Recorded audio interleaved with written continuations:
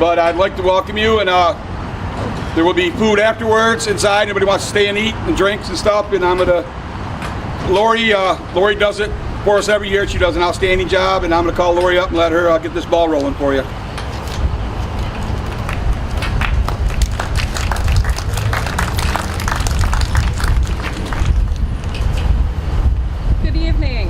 I'm Lori Nopka, patriotic instructor and American chairman of the VFW Auxiliary Unit.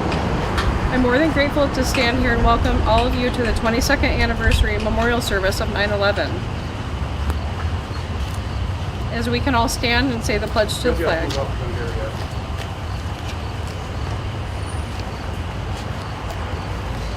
I pledge allegiance to the flag of the United States of America, to the republic for which it stands, one nation, under God, indivisible, with liberty and justice for all. O God, our hope and refuge, in our distress we come to you quickly. Shock and horror of the tragic day have subsided, replaced now with the emptiness of longing for an innocent loss. We come remembering those who lost their lives in New York, Washington, D.C., and Pennsylvania. We are mindful of the sacrifice of public servants who demonstrated the greatest love of all by laying down their lives for friends. We commit their souls to your eternal care and celebrate their gifts to a fallen humanity. We come remembering, and we come in hope, not in ourselves but in you. As foundations we once thought secure have been shaken, we are reminded of the illusion of the security. In commemorating this tragedy, we give you thanks for the presence in our time of need. And we seek to worship you in spirit and in truth, our guide and our guardian. Amen. I'd like to welcome now Mayor John Buckley.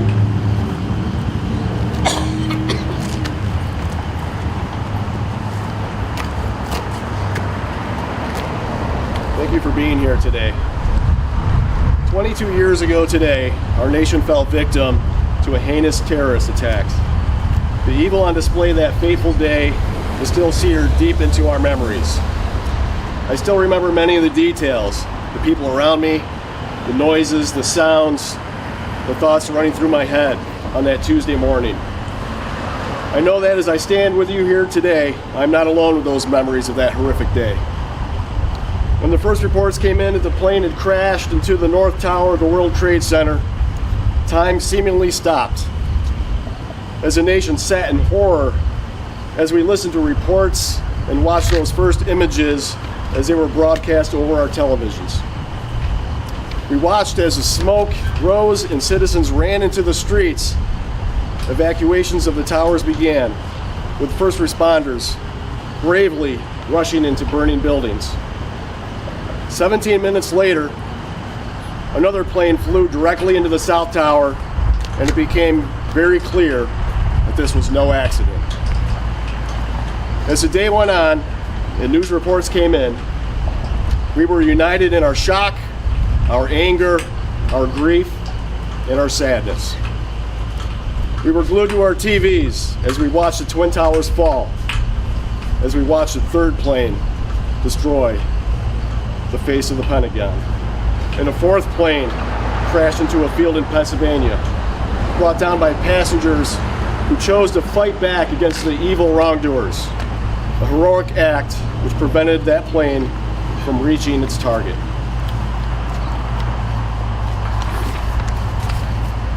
In the span of 1 hour and 17 minutes, 2,977 lives were taken.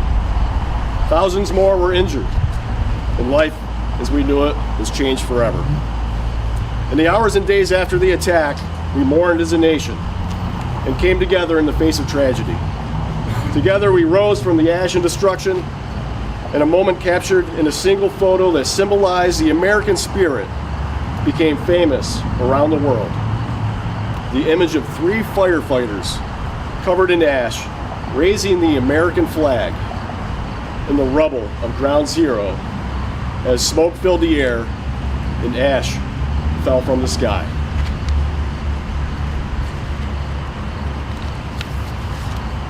There are no words that can fully describe the depth of our nation's loss on that Tuesday morning 22 years ago.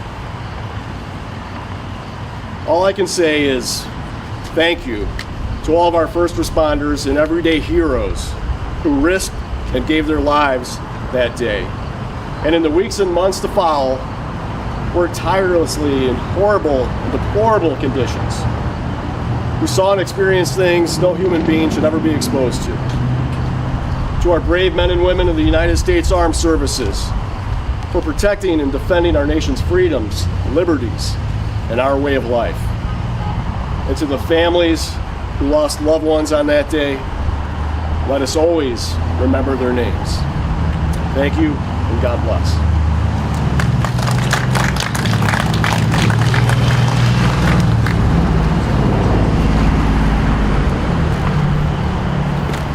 Thank you, Mayor Buckley. Today we gather on this 22nd anniversary to remember the events of September 11, 2001.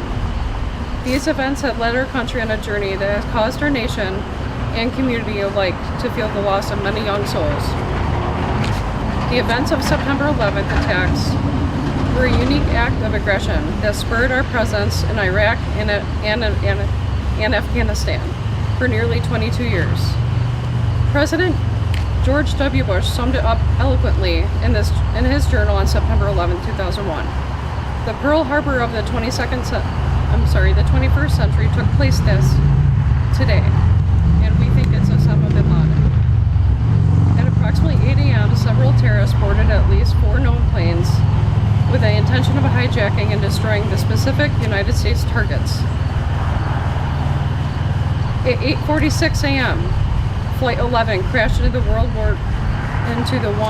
First World Trade Center, also known as the North Tower, between the 93rd and the 99th floor. All 82 people on the board are killed along with the others on those floors. Everyone above those floors were trapped and unable to evacuate the building. The New York City Fire Department and police were immediately dispatched to enter the building to answer the call to serve and protect. At 9:03 a.m., Flight 175 crashes into the Second World Trade Center, being referred as the South Tower, between the 77th and 85th floors. All 65 people on board the aircraft died instantly on impact, as well as hundreds in the building. At 9:37 a.m., Flight 77 crashes into the western side of the Pentagon, starting a fire. All 64 people on board were killed, as well as 125 Pentagon personnel. At 9:58 a.m., the South Tower of the World Trade Center collapses, 56 minutes after the impact of Flight 175. The collapse sends a huge cloud of crushed building materials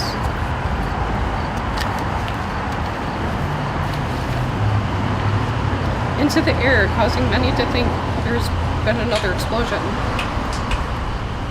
As the dust settles, the building was no longer there, and it was obvious what happened. At 10:03 a.m., United Airlines Flight 93 is crashed by hijackers and passengers due to fighting in the cockpit 80 miles southeast of Pittsburgh in Somerset County in Pennsylvania. It was later discovered that the passengers had learned about the attacks of the World Trade Center and the Pentagon, a planned coup attack to take back the plane, saving the unknown U.S. citizens and landmarks. At 10:28 a.m., the North Tower of the World Trade Center collapses, just an hour and 42 minutes after the impact of Flight 11. Sadly, the Empire State Building once again became the tallest building in New York City. At 10 a.m., 5 stories of a part of the Pentagon collapsed due to the fire from the crash. And as the day progressed, the airspace over the continental U.S. was shut down. Senator John McCain characterized the attack as an act of war. Our U.S. military was placed on high alert worldwide. as President Bush, and he was quoted stating, "Freedom itself was attacked this morning by a faceless coward, and freedom will be defended." He also said that the United States will hunt down and punish those who are responsible for those cowardly acts. The World Trade Center became known as Ground Zero. It was incorrectly reported that many survivors were buried in the rubble in New York City. Sadly, the last 2 survivors were pulled from the rubble on September 12th.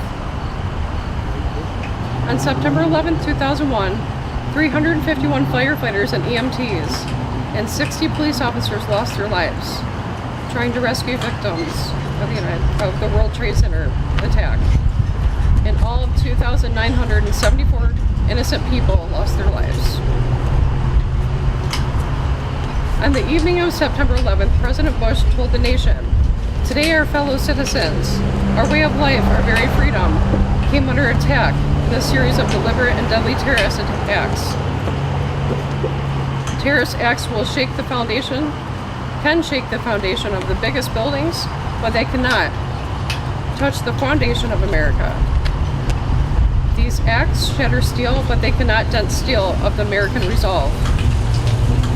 And the search is underway for those who behind these evil acts. We will make no distinction between the terrorists who committed these acts and those who harbor them. Let's take a moment of silence to honor all those who lost their lives that tragic day and those who have lost their lives in the war of terror."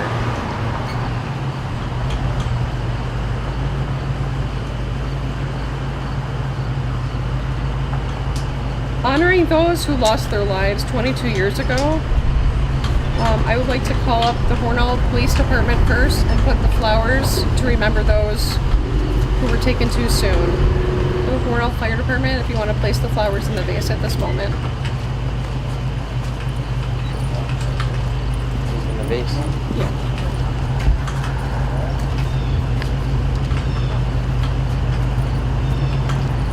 Now I'll call the Hornell Fire Department and the other departments too, if they would like to put the flowers in the vase to honor those.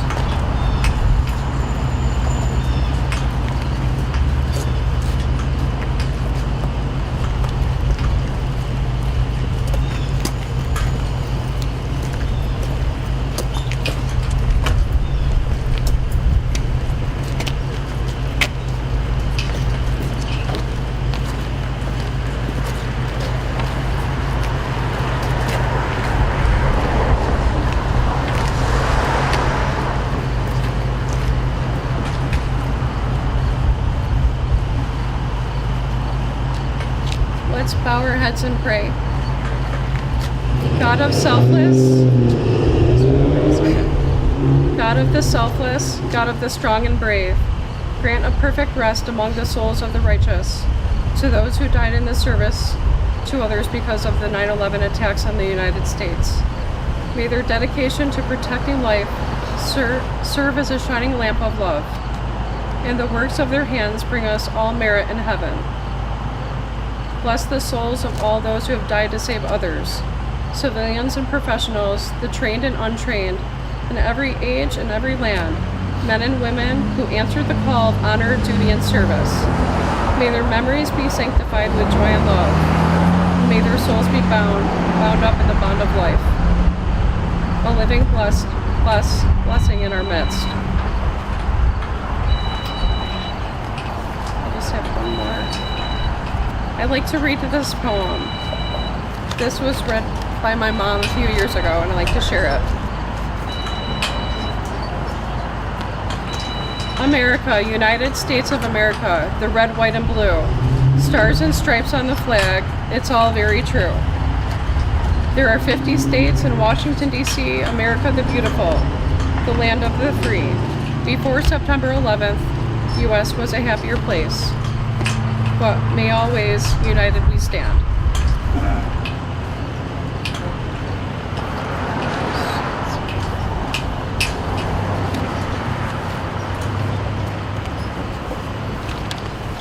If anyone would like to come up and share anything that's on their heart, feel free to come up. But at this time, thank you for all coming tonight, and Commander, if you'd like to close.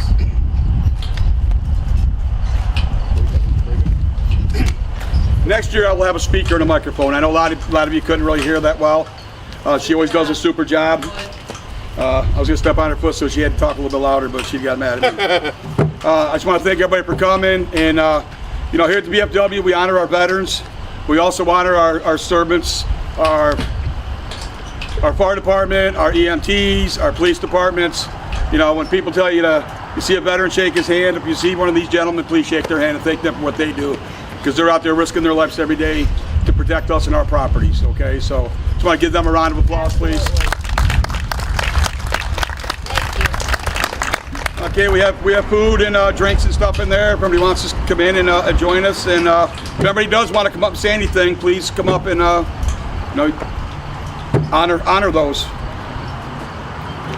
Frank, you want to come up? You good? Okay.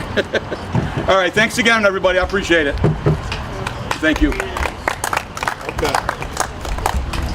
All right, little big man. Come over.